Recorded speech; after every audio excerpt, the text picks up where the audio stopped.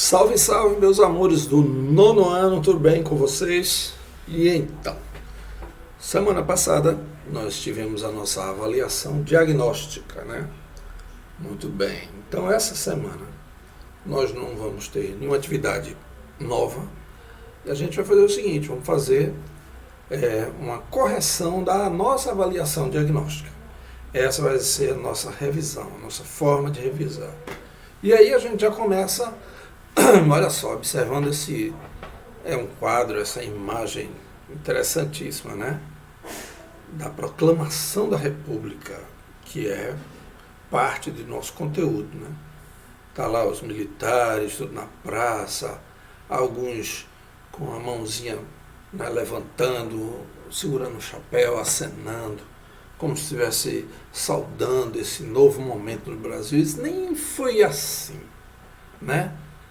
Pintaram, mas não foi exatamente assim que aconteceu. A história verdadeira conta de outra forma, mas é uma representação, né, do pintor, e se bem que durante muito tempo foi tido como uma verdade, né, aquela coisa da proclamação, que coisa linda, e não foi tanto. Mas tudo bem, vamos então à nossa correção, isso é o que importa. Muito bem, galera. A primeira questão, lembram? Que forma de governo chegou ao fim com a proclamação da República no Brasil em 1889? Marque a alternativa correta. O que existia antes da proclamação? Né? Como é que era a maneira de governar o Brasil antes da proclamação da República? Então temos aí, letra A, uma ditadura, a figura de um ditador mandando em tudo.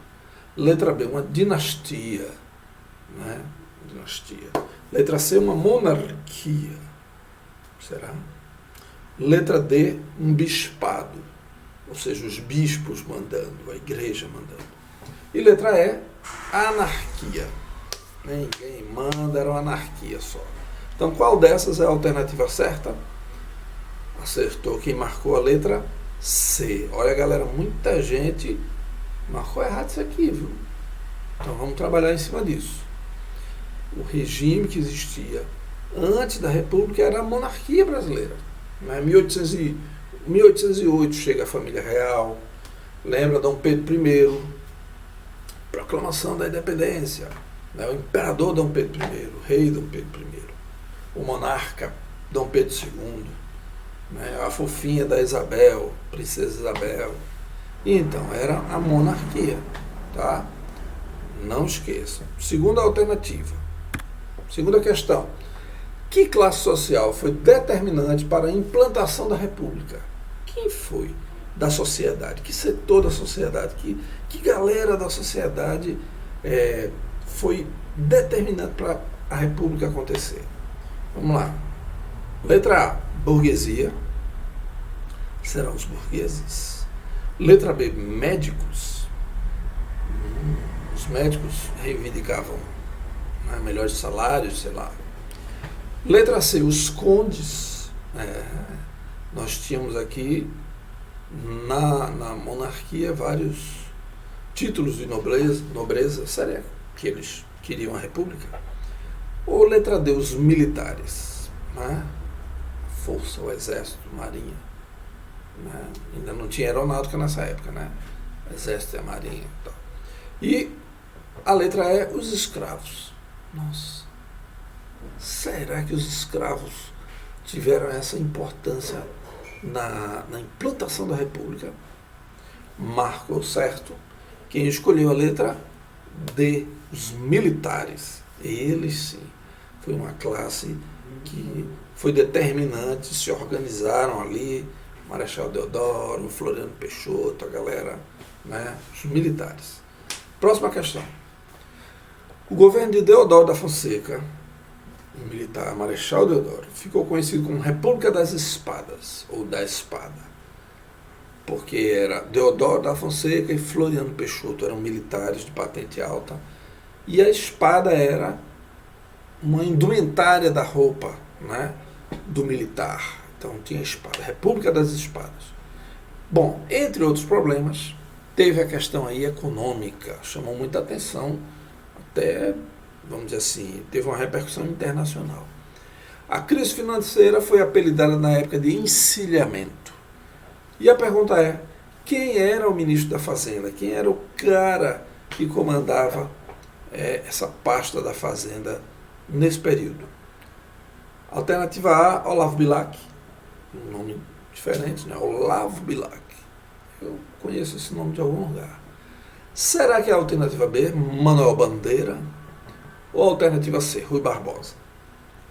E a alternativa D é Café Filho. Café Filho. Por último, letra E, Paulo Guedes. Bom, Paulo Guedes parece um nome um pouco mais recente, mas tudo bem. Quem sabe tinha um Paulo Guedes naquela época. E então, galera, qual é a resposta? Respondeu certo quem marcou a letra C. Nosso amigo Rui Barbosa. Era uma sumidade, né? Um homem inteligentíssimo, discursava, né? Sabedor, e aí escolheram Rui Barbosa para comandar a Fazenda. Não deu muito certo, ele entrou em crise, o Brasil estava começando sua industrialização, eles achavam na época que seria bom emitir papel, seria bom dar crédito para essas indústrias que começavam, e aí foi uma oferta muito grande e não teve retorno e aconteceu o encilhamento. Encilhamento é como se o carro andasse na frente dos bois, como se eles dessem um passo maior do que a perna, e aí foi uma confusão danada, certo? Então, nosso amigo Rui Barbosa, letra C. Próxima questão 4. A Constituição Republicana, né? Tivemos uma primeira Constituição com Pedro I, e aqui é a primeira Constituição da República. Ela foi aprovada em 24 de fevereiro de 1891. E aqui a gente tem algumas de suas principais características. Só que uma delas está errada. Você vai marcar a resposta errada. Qual será? Alternativa A. Os estados passaram a ter mais autonomia, ou seja, federalismo, né? Cada estado poderia ter forças militares, cobrar imposto, eleger seus governadores, vai haver uma autonomia maior. Tá? Letra B. O Brasil passava a ser agora uma república federativa presidencialista, baseada nos 3 poderes, como conhecemos hoje, executivo, legislativo e judiciário. Sai a figura do rei, entra a figura do presidente. Está errado? Letra C. A igreja continuava ligada ao Estado e o catolicismo foi declarado religião oficial do Brasil. Está certo ou está errado? Letra D. O voto universal masculino só votava quem eram homens maiores de 21, brasileiro alfabetizado. Só eles tinham direito ao voto. E letra E. Soldados, monges e frades, mesmo brasileiros e maiores de 21, esses não poderiam votar. Então, qual dessas aí está errada? Não está na Constituição. Não foi redigida naquela época. Acertou quem marcou a letra C. A igreja continuava ligada ao Estado. Não. A igreja, a partir daí, se separa do Estado. E o catolicismo também não era a religião oficial, porque o Estado passa a ser laico. Ou seja, o Estado não interfere na sua escolha religiosa, na escolha religiosa dos cidadãos que tinham liberdade de culto. Né? Então, a igreja se desligou do Estado, se a gente observar, período colonial, período da República, período da monarquia, a igreja estava totalmente atrelada às decisões do Estado. É isso aí. Caiu a monarquia. Próxima questão. No coronelismo, que era uma prática nos tempos da Primeira República, uma prática em tempos de eleição era muito comum. O coronel conseguia o voto do eleitor por meio de troca de favores. Esse voto era controlado e era chamado também de letra A, voto aberto, letra B, voto teleguiado, letra C, voto aprumado, letra D, voto de aliança, esquema, ou letra E, voto de cabresto. A alternativa a ser marcada é a letra E, voto de cabresto. Então, o coronel, né, que era aquele que veio daquela patente daqueles que faziam parte da guarda real, foram aposentados como coronéis e tal, tinham um prestígio muito grande, enriqueceram com suas fazendas e tinham uma influência muito grande em determinadas regiões, né, principalmente no interior. Então, uma cidadezinha ou várias cidadezinhas, o coronel. Aí o coronel chegava para o eleitor: vocês irão votar no meu filho que vai ser deputado federal. Então era uma indicação, era quase uma obrigação. Claro, o que ele fazia? Favores. Comida, roupa, material para construir a casa, fazia um favor, outro, saúde, um médico, um remédio. E aquele eleitor votava, né, pela indicação do coronel. Então era chamado de voto de cabresto. Ele conduzia o eleitor. Próxima. Questão 6 diz assim: um acordo entre as oligarquias da época e o presidente da República gerava benefícios e verbas para as duas partes, né? Apoio político para essas partes. Essa prática, os governadores com o presidente, essas oligarquias, ficou chamado como o quê? Política do toma lá da cá, toma lá, tá, o meu, o teu. Letra B, política do vai e vem de benefícios. Política do toma o teu e me dá o meu. Ou letra D, política dos estados, de cada região. Ou letra E, política dos governadores. A resposta certa, política dos governadores, letra E.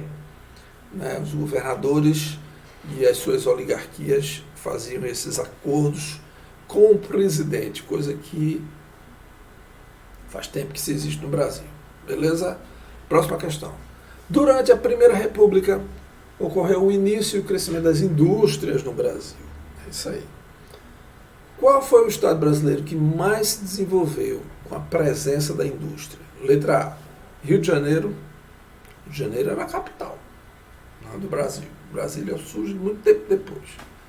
Minas Gerais tinha sido muito rica, né? Ciclo do ouro, lembra? São Paulo, São Paulo tem a figura do bandeirante, né? Pernambuco, letra D, imortal. Pernambuco de Holanda, Pernambuco de Nassau, Pernambuco dos primeiros gritos de independência. Pernambuco sempre à frente dos outros. E letra E, Rio Grande do Sul, né? Muitos alemães foram para lá, o estado acolheu muitos alemães nesse período também da implantação das indústrias. Qual desses marcou certo? Quem escolheu a letra C, não vou dizer C de São Paulo, né? A letra C. O estado é São Paulo. Para lá convergiram, se investiu. Por quê? Porque em São Paulo estavam os mais ricos, né? Que eram os produtores de café. O café era quem girava a economia brasileira. O Brasil era um grande, ou se não o maior exportador de café. E a grana vinha ou ia para o bolso dos cafeicultores. Esses caras serão os primeiros a investir na indústria, né, no Brasil, a desenvolver a indústria brasileira. Ok? Então, eles moravam em São Paulo, o investimento ia ser em São Paulo mesmo. Então, letra C. 8ª questão. Quem era o líder de uma comunidade de nordestinos que viviam nas terras de uma fazenda abandonada às margens de um rio chamado Vaza Barris? Essa fazenda chamava-se Canudos. E aí? Movimentos sociais na Primeira República. Não só de crises financeiras viveu a Primeira República, de revoltas sociais também. Várias delas. E essa era mais uma delas, né? A Guerra de Canudos. Quem era o líder dessa galera? Letra A, Antônio Vaz. Letra B, Chico Mendes. Letra C, Antônio Conselheiro. Letra D, Antônio do Bom Conselho. Ou letra E, Antônio Calado. Acertou quem respondeu letra C. Muito bom. Antônio Conselheiro. Era como ele era conhecido. Era um eremita, um cara que pregava por aí e saía falando e conseguiu vários adeptos, vários seguidores, até chegar. E essa galera foi até essa região aí do rio Vaza Barris, Canudos, na Bahia. Então, letra C, Canudos. Nona questão, a Guerra do Contestado. Ela foi um conflito que ocorreu em 1911 no Brasil. O conflito era pela posse de um determinado trecho de terra, que envolvia sertanejos pobres e religiosos, e do outro lado, coronéis e suas fazendas de gado e erva mate. Interessante isso aí, gado e erva mate.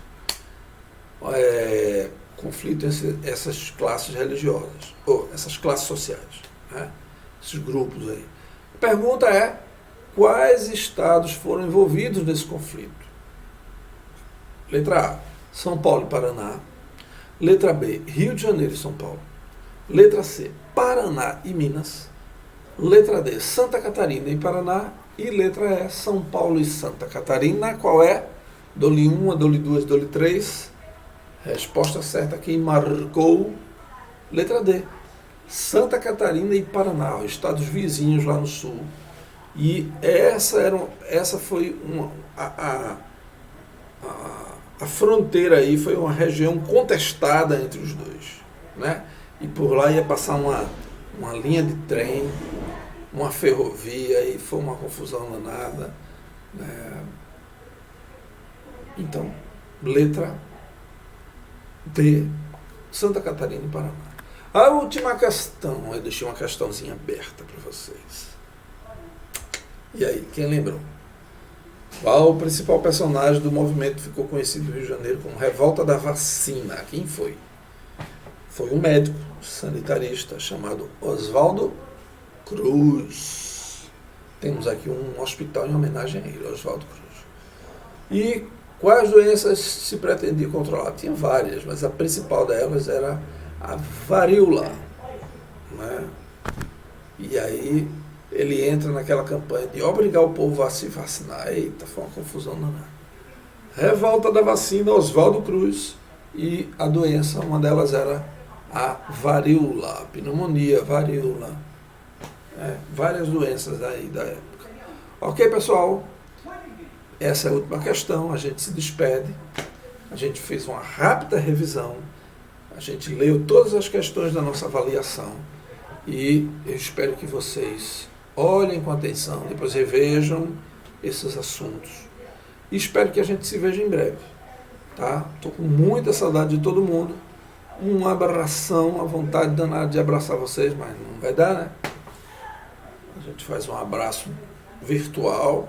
Sintam-se abraçados e até a próxima. Tchau, tchau.